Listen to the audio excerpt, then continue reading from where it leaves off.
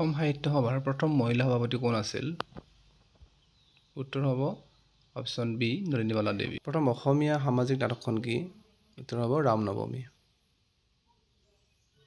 তলত দিয়াবোৰৰ ভিতৰত কোনখন লক্ষ্মীনাথ বেজবৰুৱাৰ এখন কবিতা পুথি?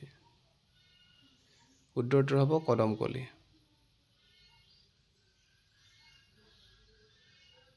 তলত কোনখন শংকৰদেৱৰ ৰচনা? ইয়াৰ উত্তৰ হ'ব ভক্তি ৰত্নাকৰ। পিছৰ প্ৰশ্ন, কোনজন ৰজাই মাধৱ কন্দলীৰ পৃষ্ঠপোষকতা লাভ কৰিছিল? উত্তৰ হ'ব ৰজা মহামাণিক্য। অসমীয়া ভাষাৰ প্ৰথম চনেট ৰচনা কোনে কৰিছিল? উত্তৰ হ'ব হেমচন্দ্ৰ গোস্বামী।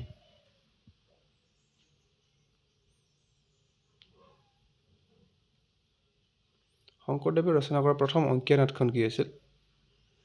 শুদ্ধ উত্তৰ হ'ব পত্নীপ্ৰসাদ।